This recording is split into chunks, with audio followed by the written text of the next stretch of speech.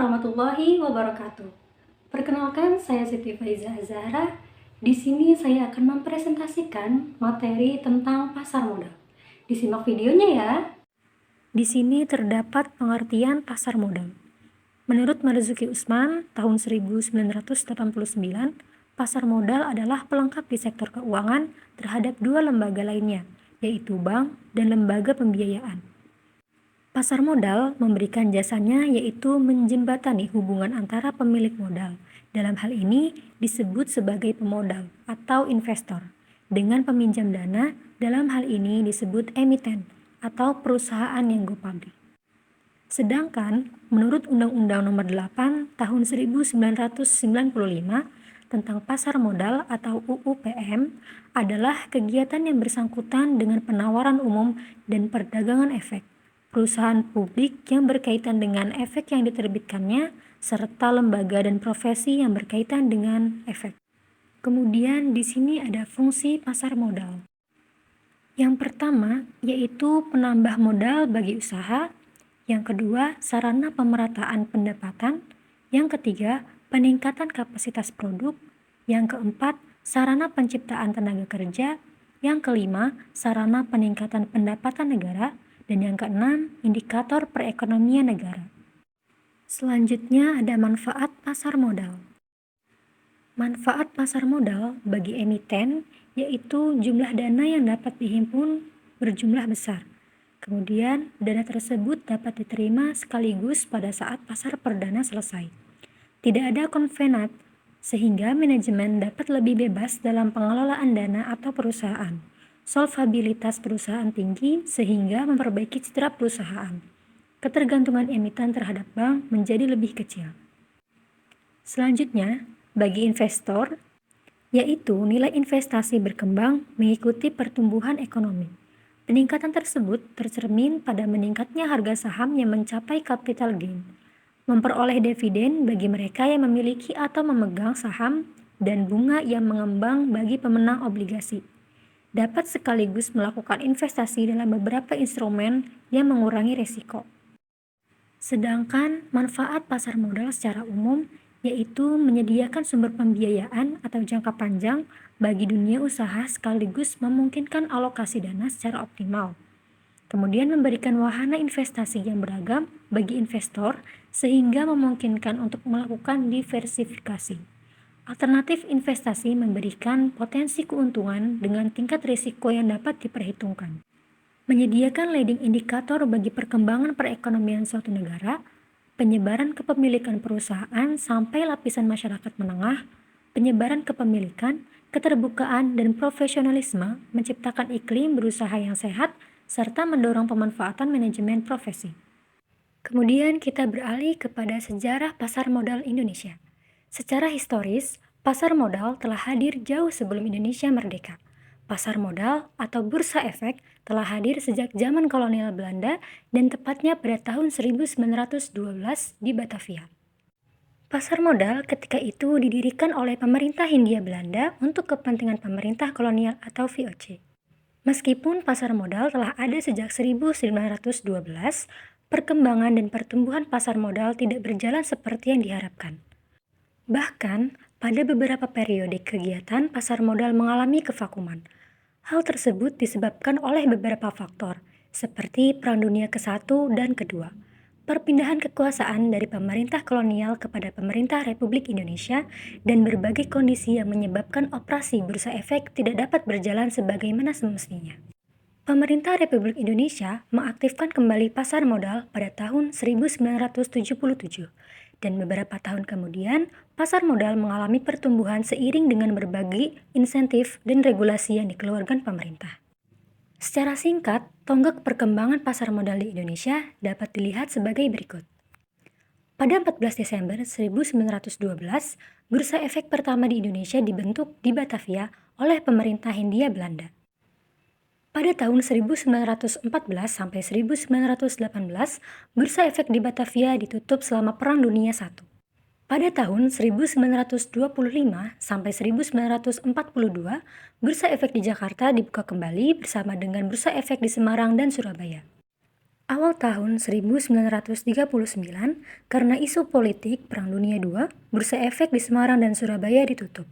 Kemudian pada tahun 1942 sampai 1952, Bursa Efek di Jakarta ditutup kembali selama Perang Dunia II. Selanjutnya, pada tahun 1952, Bursa Efek di Jakarta diaktifkan kembali dengan Undang-Undang Darurat Pasar Modal 1952 yang dikeluarkan oleh Menteri Kehakiman Lukman Wiradinata dan Menteri Keuangan Profesor Dr. Sumitro Djojo Hadikusumo. Instrumen yang diperdagangkan yaitu obligasi pemerintah RI 1950. Kemudian, pada tahun 1956, program nasionalisasi perusahaan Belanda, Bursa Efek semakin tidak aktif. Pada tahun 1956 sampai 1977, perdagangan di Bursa Efek vakum. Kemudian pada tanggal 10 Agustus 1977, Bursa Efek diresmikan kembali oleh Presiden Soeharto. BEJ dijalankan di bawah BAPEPAM, yaitu Badan Pelaksana Pasar Modal. Tanggal 10 Agustus diperingati sebagai HUT Pasar Modal. Pengaktifan kembali pasar modal ini juga ditandai dengan go public PT Semen Cibinong sebagai emiten pertama. Pada tahun 1977 sampai 1987, perdagangan di Bursa Efek sangat lesu. Jumlah emiten hingga tahun 1987 baru mencapai 24. Masyarakat lebih memilih instrumen perbankan dibandingkan instrumen pasar modal. Kemudian pada tahun 1987 ditandai dengan hadirnya Paket Desember 1987 atau disebut dengan Pakdes 87 yang memberikan kemudahan bagi perusahaan untuk melakukan penawaran umum dan investor asing menanamkan modal di Indonesia. Pada tahun 1988 sampai 1990, paket deregulasi di bidang perbankan dan pasar modal diluncurkan. Pintu BEJ terbuka untuk asing, aktivitas bursa terlihat meningkat. Kemudian pada tanggal 2 Juni 1988, Bursa Paralel Indonesia atau BPI mulai beroperasi dan dikelola oleh Persatuan Perdagangan Uang dan Efek atau PPUE, sedangkan organisasinya terdiri dari broker dan dealer. Pada bulan Desember 1988, pemerintah mengeluarkan Paket Desember 88 atau dikenal dengan Pakdes 88 yang memberikan kemudahan perusahaan untuk go public dan beberapa kebijakan lain yang positif bagi pertumbuhan pasar modal. Kemudian, pada tanggal 16 Juni 1989, Bursa Efek Surabaya atau BES mulai beroperasi dan dikelola oleh perseroan terbatas milik swasta, yaitu PT Bursa Efek Surabaya. Pada tanggal 13 Juli 1992, swastanisasi BEJ, BAPEPAM berubah menjadi Badan Pengawas Pasar Modal. Tanggal ini diperingati sebagai HUT BEJ. Pada tanggal 22 Mei 1995, sistem otomatis perdagangan di BEJ dilaksanakan dengan sistem komputer JATS atau Jakarta Automated Trading Systems. Pada tanggal 10 November 1995, pemerintah mengeluarkan Undang-Undang Nomor 8 Tahun 1995 tentang pasar modal. Undang-undang ini mulai diberlakukan mulai Januari 1996. Pada tahun 1995, Bursa Paralel Indonesia merger dengan Bursa Efek Surabaya. Pada tahun 2000, sistem perdagangan tanpa warkat atau scriptless trading mulai diaplikasikan di pasar modal Indonesia. Pada tahun 2002, BEJ mulai mengaplikasikan sistem perdagangan jarak jauh atau remote trading. Dan pada tahun 2007, penggabungan Bursa Efek Surabaya atau BES ke Bursa Efek Jakarta atau BEJ dan berubah nama menjadi Bursa Efek Indonesia atau BEI. Kita sudah membahas tentang pengertian dari pasar modal, fungsi dari pasar modal, manfaat dari pasar modal, dan juga sejarah dari pasar modal. Selanjutnya, saya akan mempresentasikan bagaimana sih transaksi pasar modal tersebut. Untuk lebih lengkapnya, mari kita saksikan video berikut. Pasar modal lah yang mempertemukan emiten atau pihak yang membutuhkan dana dengan investor atau pihak yang memberikan dana. Selanjutnya yaitu mekanisme pasar modal di Indonesia. Yang pertama yaitu mekanisme transaksi di pasar perdana. Secara sederhana, pengertian pasar perdana adalah pasar di mana berbagai efek diperdagangkan untuk pertama kalinya ke investor sebelum dicatatkan ke Bursa Efek Indonesia.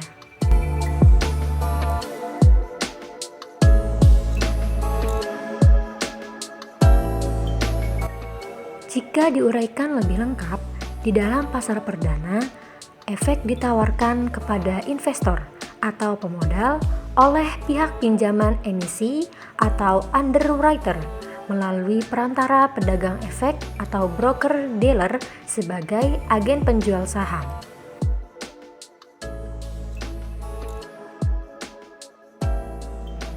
Proses itu biasanya disebut dengan penawaran umum perdana atau Initial Public Offering atau disingkat dengan IPO. Berikut adalah ilustrasi dari mekanisme pasar modal di pasar perdana. Langkah pertama, investor mengisi formulir pemesanan pembelian saham atau FPPS dan menyetorkan dana ke rekening dana nasabah atau RDN di perusahaan efek. Kemudian setelah itu menyerahkan FPPS, bukti setor, serta identitas diri. Perusahaan efek akan menyerahkan FPPS ke pinjaman emisi untuk dilanjutkan ke Biro Administrasi Efek atau BAE guna mendapatkan penjatahan saham.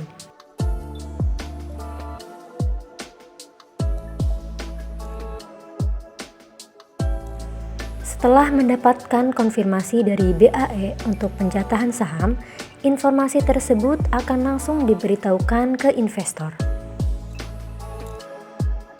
Form pemesanan saham kemudian akan dikumpulkan secara kolektif di BAE.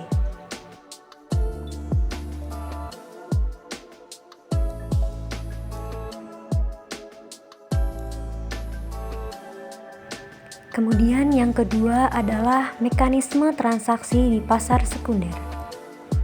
Pasar sekunder adalah pasar yang memperdagangkan berbagai efek setelah tercatat di Bursa Efek Indonesia. Berikut adalah mekanisme dari pasar sekunder. Transaksi pada pasar sekunder dilakukan di bursa melalui perantara perusahaan efek anggota bursa. Investor yang ingin membeli saham akan melakukan order beli melalui perusahaan efek dengan menyebutkan nama saham, nominal pembelian dalam lot, dan harga. Investor yang ingin menjual saham akan melakukan order jual melalui perusahaan efek dengan sistem yang sama seperti membeli. Order yang masuk akan ditampilkan di sistem perdagangan bursa dan dapat diamati dalam sistem perusahaan efek.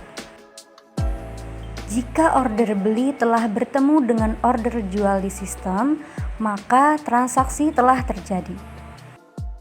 Perpindahan dan pembayaran aset kemudian akan difasilitasi oleh Clearing Peminjaman Efek Indonesia atau KPEI dan Kustodian Sentral Efek Indonesia atau KSEI. Untuk pembelian, investor harus menyetorkan dana sesuai nominal pembelian maksimal 2 hari kerja setelah transaksi. Investor akan menerima pembayaran penjualan maksimal 2 hari kerja setelah transaksi.